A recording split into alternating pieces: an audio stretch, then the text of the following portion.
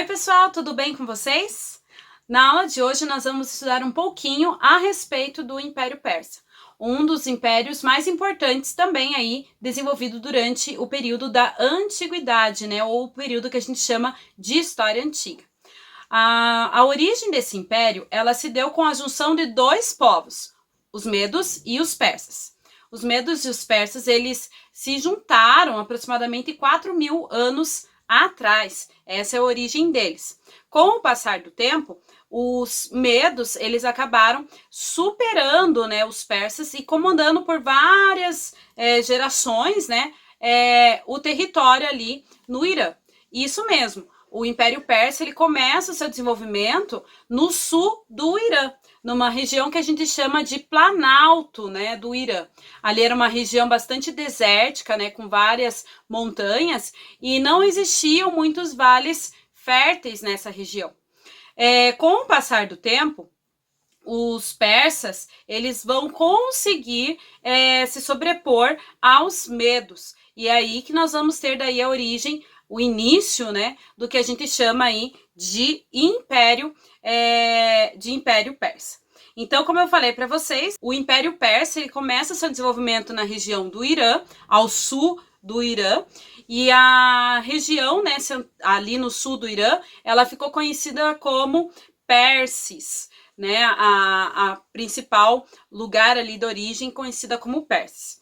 E com o passar do tempo, né, você vai ter uma expansão desse território persa para a Mesopotâmia, para o Egito, para a região ali da Turquia, para várias regiões. Então vai ser um império que ele vai se expandir tanto para a Ásia, quanto também em direção ao Ocidente. A economia dos persas era baseada principalmente no comércio.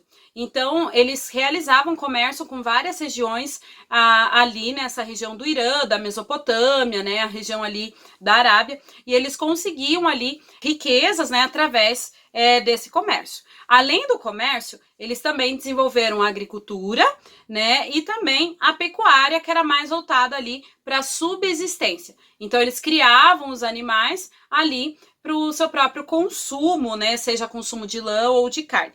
Além disso, os persas, eles tinham uma exploração, né, eles faziam uma exploração dos povos conquistados. Então, os povos que haviam sido conquistados pelos persas, eles tinham que pagar impostos para os persas, né? Assim como hoje existe essa questão que nós pagamos impostos para o governo, para um reino, né, conseguir recursos, na época ali da antiguidade isso também acontecia. Então, os persas, eles conquistavam esses territórios e todos os povos, né, que agora estavam sob o domínio persa, eles tinham que pagar esses impostos aí aos persas. Nós vamos estudar hoje também a respeito de imperadores, né, grandes imperadores persas que existiram, que acabaram ali ajudando, né, principalmente nessa expansão do Império Persa. Como eu já tinha falado, né, o Império Persa, ele se iniciou com a junção, então, de dois povos, de duas tribos nômades, os persas e os medos. Nesse primeiro momento, os medos é que conseguiram, né, um domínio maior sobre os persas. Só que a partir ali do ano 560, mais ou menos, nós vamos ter Ciro, que ele vai conseguir tomar o poder e ele vai acabar se tornando o primeiro imperador persa sobre esse reino, né, que era conhecido aí como o reino dos medos persas, né? E no caso, a partir do ano 560, é justamente o povo persa que vai acabar tomando a frente, né, do reino. E Ciro, o Ciro Grande, né, ele ficou conhecido como Ciro Grande porque ele acabou se tornando um dos maiores conquistadores ali, reis, né, e imperadores ali do Império Persa. Só para você ter uma ideia, ele conseguiu, né, conquistar a região da Ásia Menor ali na Turquia, ele conseguiu avançar sobre o Império Babilônico, então foi o fim do Império Babilônico, e no caso, né, quando ele assume, né, essas posições, é lógico que vão existir alguns combates contra ele. Por exemplo, na região ali da Ásia Menor da Turquia, quem morava nessa região eram os gregos, né? A gente vai estar estudando um pouquinho a respeito dos gregos mais para frente ainda nesse bimestre, né? Esse início aí dos gregos. E no caso, os gregos tinham diversas cidades nessa região ali da Turquia. Então, quando o Ciro o Grande ele acaba chegando nessa região da Ásia Menor, os gregos é lógico, né, que não gostam nem um pouco dessa situação. Começa então as guerras que a gente chama de guerras médicas, que são a guerra que existiu entre gregos e persas, tá? Nessa questão de conquista, né, que Ciro faz, você começa a ter uma rivalidade aí entre os gregos e os persas. Uma característica interessante de Ciro, durante todo o seu governo, é que ele permitia que os povos conquistados ali por ele permanecessem com a sua identidade cultural. Então, ele não obrigava, por exemplo, os hebreus, que ficaram sob domínio persa nessa época, ele não obrigava os hebreus, por exemplo, a seguirem a religião persa. Os hebreus, eles tinham liberdade de continuar, né, adorando o Deus de Israel normalmente. Então, essa é uma característica aí também do reino, justamente aí de Ciro. Uma questão legal também de a gente analisar sobre o governo dele é que ele permite, né, que o povo hebreu retorne. Lembra lá que o povo hebreu ele ficou cativo na Babilônia por cerca ali de 70 anos. E quando Ciro conquista a Babilônia, né, o fim do Império Babilônico, ele permite que os hebreus retornem à Palestina. Lógico que eles receberam essa autorização de Ciro para retornar à Palestina, poderiam reconstruir os muros da cidade, o templo e tudo mais, mas eles ainda estavam sob o domínio persa. Eles tinham que respeitar as leis persas, pagar impostos ali para o rei persa. Mas, na questão de religiosidade, eles poderiam continuar exercendo ali a religião hebraica normalmente, sem nenhum problema. Isso é uma característica aí, justamente, que nós temos de Ciro.